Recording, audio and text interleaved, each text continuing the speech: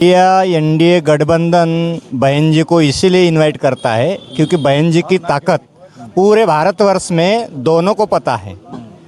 Bahujan Samaj party ऐसी निर्णायक भूमिका में आती है तो ये कांग्रेस बीजेपी मिलजुल के बहुजन समाज पार्टी को बायकॉट करने का तरीका अपनाती है। आज जो कि बसपा को लेकर लगातार ये बात कही जा रही है कि एनडीए गठबंधन है, इंडिया गठबंधन है, लेकिन बहुजन समाज पार्टी प्रधानमंत्री बनने की बात कर रही है, बहन मायावती को प्रधानमंत्री बनाने की बात की जा रही है, लेकिन बसपा अपने बलबूते पर कैसे जीत पाएगी और कैसे प्रधानमंत्री बन पाएगी, क्या बताएंगे? तो जो मिशन है हमारे कांशीराम साहब जी का, जो सपना था कि प्रबुद्ध भारत की जो रचना करना था और इस देश की शासन करती जमात बनना था, वो बन के हम इन सब का सामना करेंगे। आप खुद साथियों जय भीम, मैं हूं पराग मंदिर, आप देख रहे हैं नेशनल चौपाल। नागपुर में है, नागपुर एक ऐतिहासिक भूमि है, यहाँ से बाबा साहब ने धम्म दीक्षा ली थी और एक ऐतिहासिक भूमि है। इसी के साथ साथ बता दें कि बहुजन समाज पार्टी के माध्यम से मान्य और कांशीराम साहब इनके 17वें परिनिर्वाण पर कार्यक्रम आयोजित किया गया था। तमाम पदाधिकारी बहुजन समाज पार्टी के यहाँ पर मौजूद है। जानेंगे समझेंगे किस तरीके से परिनिर्वाण को लेकर वो सोच रख रहे हैं, कांशीराम साहब को लेकर वो क्या कहना चाहते हैं। सर बहुत बहुत स्वागत है। क्या बताएंगे, 17 वर्ष हो चुके हैं परिनिर्वाण दिवस को लेकर, क्या बताएंगे कांशीराम साहब के बारे में और कारवा कहाँ तक के पहुँच चुका है? कांशीराम साहब ने जहाँ से मूवमेंट लाया था अब कहाँ तक के पहुँच चुका है, क्या बताएंगे? अच्छा, मैं दिलीप मोडगर है, बहुजन समाज पार्टी महाराष्ट्र प्रदेश का सचिव हूँ और आज हम इस देशपांडे सभागृह में नागपुर में विदर्भ का कार्यक्रम मान्यवर बहुजन नायक मान्यवर कांशीराम जी साहब इनका परिनिर्वाण दिन मनाया गया और उस कार्यक्रम के उपलक्ष्य में हम तमाम हर जिले से लोग आए हैं और मान्यवर कांशीराम जी साहब ने जो इस धरोतल पे किया, बहुजन समाज को जागरूक करने का काम जो किया, तो वो बहुत ही ज़बरदस्त तरीके से हम लोग अपने एरिया में, हमारे अपने ज़िले में साहब का जो त्याग और समर्पण है वो हम जनता के बीच में, बहुजन समाज के बीच में जाके रखते हैं और तमाम बहुजन समाज की जातियों को हम जोड़ने का काम करते हैं। बहुत एक सवाल पूछना चाहूँगा, आपने बताया कि आप तमाम जो चीज़ें हैं, जो बाबा साहब का कारवा है ना, वो कांशीराम साहब ने घर घर तक के पहुँचाया। अब कांशीराम साहब को कौन घर घर तक के पहुँचाएगा और कहाँ तक के कारवा पहुँच चुका है, ये बताइए। हाँ, बहन कुमारी मायावती जी के माध्यम से यहाँ पूरे भारत देश में फुले शाह अम्बेडकरी आंदोलन चल रहा है। हम सेक्टर संगठन बना के, बूथ संगठन बना के फुले शाह अम्बेडकरी विचारधारा से लोगों को तैयार करके वो घर घर तक पहुंचाने का काम हमारे बहुजन समाज पार्टी के माध्यम से चल रहा है और जब तक संगठन नहीं बनता तब तक रिजल्ट नहीं आ सकते और हमें बहुजन समाज को जागरूक करके बहुजन समाज में बहुजन समाज की सरकार बनाना है, फुले शाह अम्बेडकरी विचारधारा की सरकार बनाना है। तो हमें संगठन का काम, जन जन तक पहुँचने का काम, घर घर तक पहुँचाने का काम हमारे कार्यकर्ता लोग, कैडराइज लोग कर रहे हैं। मोडगर जी, मैं आपसे एक चीज़ और जानना चाहूँगा कि आप कह रहे हैं कि संगठन को मजबूत करना होगा, लेकिन इसी के साथ साथ ये भी चीज़ें, तस्वीरें देखने को मिलती है कि जहाँ पर कांशीराम साहब का जो मूवमेंट, बहन मायावती का मूवमेंट, बहुजन समाज पार्टी हमने को देखने को मिलती है, लेकिन आज का ऐसा दौर है जहाँ पर कांशीराम साहब की बात हर व्यक्ति करता है, जहाँ पर राहुल गांधी भी, कांग्रेस भी कांशीराम साहब की बात करते हैं। अगर उत्तर प्रदेश की बात किया, समाजवादी पार्टी भी कांशीराम साहब की मूर्ति लगाती है। ऐसे में बहुजन समाज पार्टी कैसे अपने आंदोलन को बचा पाएगी? बहुजन समाज को गुमराह करने के लिए जब बहुजन समाज पार्टी अपना आंदोलन इस देश में खड़ा किया, लेकिन बहुजन समाज को गुमराह करने के लिए अदर पार्टी के जो लोग हैं, कांग्रेस पार्टी, बीजेपी पार्टी है, मनुवादियों की पार्टियां है, लेकिन बहुजन समाज को गुमराह करने का काम कर रही है। लेकिन असली काम बहुजन समाज पार्टी के माध्यम से बहन कुमारी मायावती जी के नेतृत्व में इस देश में चल रहा है और हम कतई बहुजन समाज को गुमराह नहीं होने देंगे, क्योंकि हमारा इतिहास बना है कि मान्यवर कांशीराम साहब से हम जन जागृति का काम कर रहा है और हमारा ये कारवा देख के जो इतर मनुवादी पार्टियां हैं, कांग्रेस बीजेपी जैसे, तो वो हमारे बहुजन समाज को गुमराह करने का काम करेंगे, लेकिन हम ऐसा होने नहीं देंगे जी। और तमाम महिला वर्ग भी हमारे साथ में मौजूद है। क्या बताएंगे आप कांशीराम साहब के 17वें परिनिर्वाण पर क्या सोच रख रहे हैं, बसपा की तरफ से क्या कहना चाहेंगे? सबसे पहले तो मैं कांशीराम जी के 17वें निर्वाण पर उनको अभिवादन करती हूँ और आज के दिन हम एक संकल्प कर रहे हैं कि कांशीराम साहब का जी का जो मिशन था, वो मिशन हम पूरा करने का यहाँ से संकल्प लेके जा रहे हैं। क्योंकि अभी जो समस्याएं अपने देश में चल रही है, मनुवादी सरकार ने जिस तरह से स्टूडेंट को हो या तो राजनीतिक हो, शैक्षणिक हो, धार्मिक हो, सांस्कृतिक हो, जो कुछ षड्यंत्र करके सब नेस्तनाबूद कर रहे हैं या कर दिया है, तो उसको अगर उसे हमको फेस करना है, उससे सामना करना है, तो जो मिशन है हमारे कांशीराम साहब जी का, जो सपना था कि प्रबुद्ध भारत की जो रचना करना था और इस देश की शासन करती जमात बनना था, वो बन के हम इन सब का सामना करेंगे। आप खुद महिला है और जिस पार्टी की आप चर्चा कर रहे हैं, बसपा की हम बात कर रहे हैं, उनके राष्ट्रीय अध्यक्ष भी महिला है। ये मैं जानना चाहता हूँ कि बसपा को लेकर लगातार ये बात कही जा रही है कि एनडीए गठबंधन है, इंडिया गठबंधन है, लेकिन बहुजन समाज पार्टी प्रधानमंत्री बनने की बात कर रही है, बहन मायावती को प्रधानमंत्री बनाने की बात की जा रही है, लेकिन बसपा अपने बलबूते पर कैसे जीत पाएगी और कैसे प्रधानमंत्री बन पाएगी, क्या बताएंगे इसको लेकर? तो इसको लेकर हम यही कहेंगे कि हमारा संगठन मजबूत होना चाहिए। हर महिला ने ये हमारा संकल्प करना चाहिए कि हमारी बहन मायावती जी है, अगर वो पूरे देश में प्रधानमंत्री उनको बनाना है और वो महिला है, तो हम सब महिलाओं की जिम्मेदारी बनती है कि हमारे संगठन को मजबूत करें और ये सपना पूरा करें। जी। और आप कहाँ से हैं? मैं पहला से हूँ। क्या नाम है आपका? मेरा नाम श्रीमती उषा भास्कर कामड़े। जी। कब से जुड़े बसपा में? बसपा में कब से जुड़े आप? 2022 से। अच्छा, क्या कारण था? कांग्रेस, बीजेपी, बहुत सारी पार्टी है, बसपा से जुड़ने के पीछे का क्या कारण था? मैं पंचायत समिति में उभी थी, इसलिए मैं जुड़ गई। अच्छा, मुझे बताइए कांशीराम साहब को लेकर, बहन मायावती को लेकर क्या बताएंगे जो तमाम दर्शक है, बहन जी को या फिर बसपा को क्यों वोट करना चाहिए? संगठन मजबूत है, संगठन एक होना चाहिए, इसलिए मैं जुड़ गई। न लोग होना चाहिए। और भी है, काफ़ी सारे लोग हैं। ये साथी हमारे साथ है। क्या नाम है दोस्त? सर, मेरा नाम सुमित जाम्बुरकर है। मैं बहुजन समाज पार्टी नागपुर शहर का सदस्य हूँ। अच्छा, क्या बताएंगे? युवा नहीं नज़र आ रहे पार्टी में, आप ही दिख रहे हैं मुझे तो। सर देखिए, आजकल युवा वोट है। हमारे राष्ट्रीय कोऑर्डिनेटर वो भी युवा है और हमारे प्रदेश अध्यक्ष वो भी युवा है, तो युवा ही युवा पार्टी में है। पर क्या है कि कुछ कारणों से वो शिक्षण के वजह से युवा नज़र नहीं आ रहे, पर युवा ही भरपूर जोश में है आज के तादाद में। एक सवाल पूछता हूँ अंदर वाला, ठीक है? बताएंगे? बिल्कुल, बोलिए। यहाँ पर जो युवाओं की हम यहाँ पर चर्चा कर रहे हैं, आकाश आनंद भी है। आकाश आनंद ने तमाम तरीके की टिप्पणियां भी चंद्रशेखर आज़ाद को लेकर की। एक बड़ा जो मॉब है वो चंद्रशेखर आज़ाद की तरफ जाता नजर आ रहा है। ऐसे में बसपा कहने के आपको कमज़ोर होते हुए नहीं नजर आती? सर, बसपा कहाँ कमज़ोर है?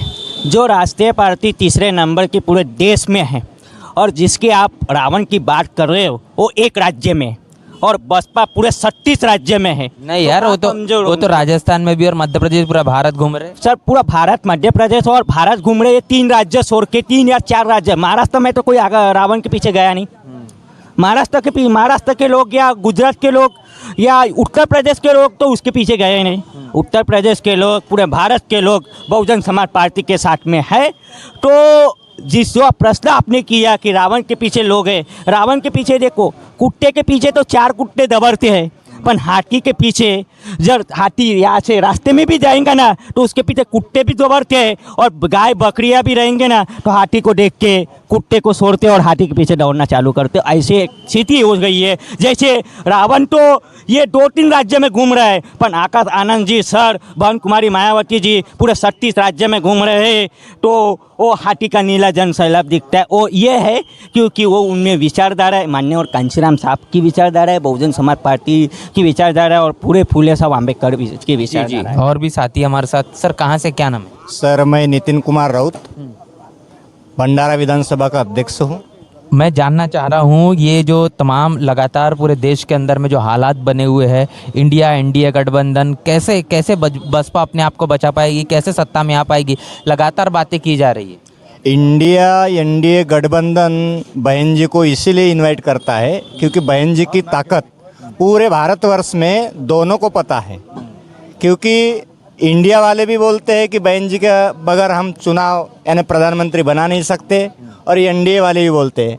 तो मेरा कहना यही है कि इतना ही अगर आप चिंतित हो कि बहन जी के बगैर अगर प्रधानमंत्री कोई बन नहीं सकता, तो आप इंडिया वालों को मेरा यही कहना है कि आप बहन जी को प्रधानमंत्री पद का उम्मीदवार घोषित कर दो, अपने आप चुनाव जीत जाएंगे, क्योंकि जिनका 1% 2% भी वोट बैंक दूसरे स्टेट में नहीं है, जैसा अखिलेश यादव का, यूपी छोड़ के दूसरे प्रदेशों में कोई वोट बैंक तो है ही नहीं, तो बहन मायावती का वोट बैंक पूरे भारत भर में है, और जिनका है नहीं उनको आप लेके घूम रहे हो, और जिनका वोट बैंक है उनको आप अवॉइड कर रहे हो, यानी हमको बायकॉट कर रहे हो।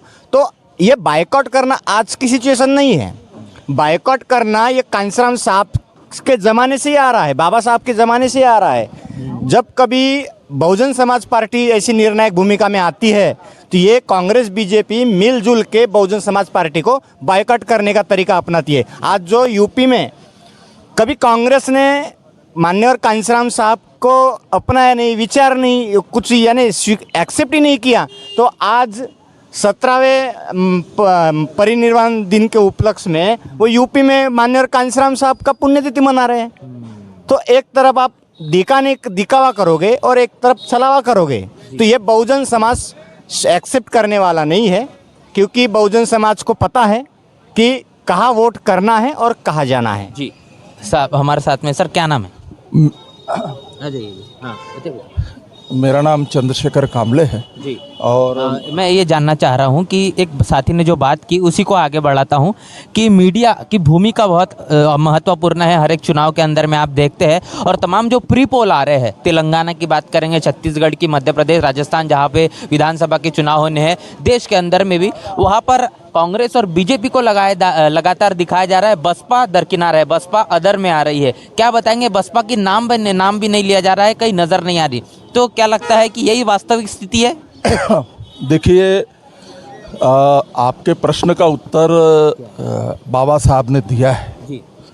जब लेनिन की मृत्यु हुई थी तब बाबा साहब ने शोक संदेश दिया था।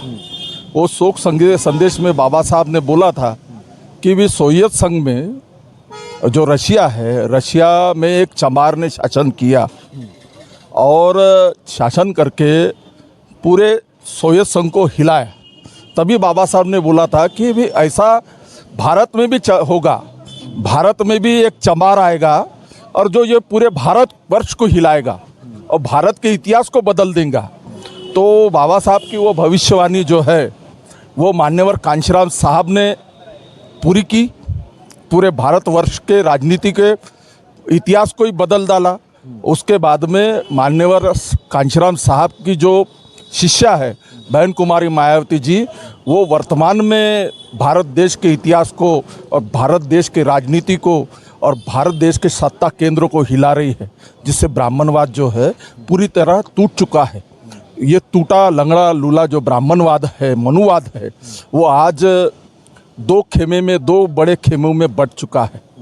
और ये दो खेमों में जब बट के लोगों को जो गुमराह करने की कोशिश कर रहा है, लेकिन बहुजन समाज जो है बाबा साहब की विचारधारा के कारण, बाबा साहब के मूवमेंट के कारण, मान्यवर कांशीराम साहब की मूवमेंट के कारण और बहन कुमारी मायावती जी का आज जो सक्षम नेतृत्व है उसके कारण बहुजन समाज आज जाग चुका है। और बहुजन समाज आज सत्ता की वो कुर्सी लेना चाहता है। और इसलिए ये जो कोई गठबंधन है, किसी का नाम इंडिया दिया गया है और किसी का नाम एनडीए दिया गया है, ये दोनों गठबंधन को नकारते हुए ये 85% बहुजन समाज जो है वो बहन कुमारी मायावती जी के नेतृत्व में बहुजन समाज पार्टी के तले हाथी की विचारधारा को, बाबा साहब की विशाल हाथी की विचारधारा को अपनाते हुए आने वाले दिनों में ये हाथी जैसा समाज ये देश में सत्ता पर काबिज होना चाहता है और होगा। और आज जो कोई वर्तमान स्थिति जो है वो वर्तमान स्थिति का आकलन बाबा साहब ने ही अपने ज़माने में किया था। तो बाबा साहब की जो भविष्यवाणी है वो भविष्यवाणी अब सत्य होते 2024 में नज़र आ रही है। इसलिए और कुछ लोग हैं, उनसे भी जानेंगे। एक बात कही गई थी कांशीराम साहब की तरफ से, 21वीं सदी हमारी है, अब बहुजन की बारी है। बहुजन समाज पार्टी ना इंडिया में है ना एनडीए में है, कैसे जीत पाएगी अपने बलबूते पर बहन मायावती जी? प्रधानमंत्री कैसे बन पाएगी? बहुजन जो 85% जो है वो आज भी हमारे साथ है। SC ST OBC जो है आज भी हमारे साथ है। आज देखा जाए तो पूरे भारत में हमारा वोट बैंक है। हम इस बात को मानते हैं कि कहीं ना कहीं हमारा वोट बैंक खिसका हुआ है, पर ये ऐसा नहीं है कि निरंतर मतलब होते रहता है।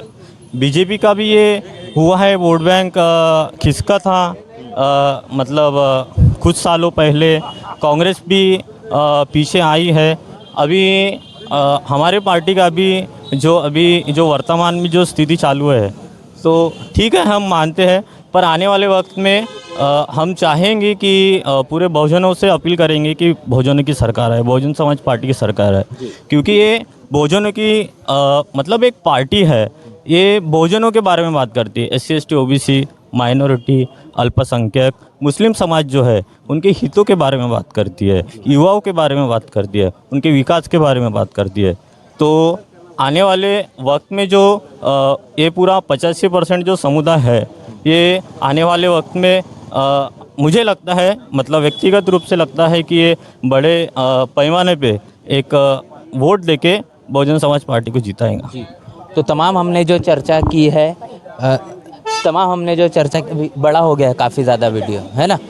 तो तमाम हमने जो चर्चा की, चर्चा से आपने समझ पाए हैं कि आने वाला लोकसभा 2024 का चुनाव बहुत ही निर्णायक होने वाला है। लगातार लड़ाई चालू है, पूरा राजनीतिक माहौल बना हुआ है, और उसी राजनीतिक माहौल के चलते माननीय कांशीराम साहब के 17वें परिनिर्वाण दिवस के उपलक्ष्य पर नागपुर के अंदर में हम बहुजन समाज पार्टी के तमाम कार्यकर्ताओं से चर्चा कर रहे थे, बातचीत कर रहे थे, और उनके मन मस्तिष्क में आखिर क्या चल रहा है, उन तमाम चीज़ों को हमने आपसे रूबरू करने की कोशिश की। इस पूरे वीडियो को लेकर क्या आपकी राय प्रतिक्रिया ज़रूर हमें कमेंट बॉक्स में लिखकर बताएं। बने रहे नेशनल चौपाल के साथ, मिलते हैं नए वीडियो में, तब तक के लिए जय भीम, जय भारत। बहुजन विचारधारा को घर घर तक पहुंचाने के लिए हमारे YouTube चैनल को सब्सक्राइब करें, लाइक करें, कमेंट करें, शेयर करें और बेल आइकन की घंटी दबाना ना भूलें।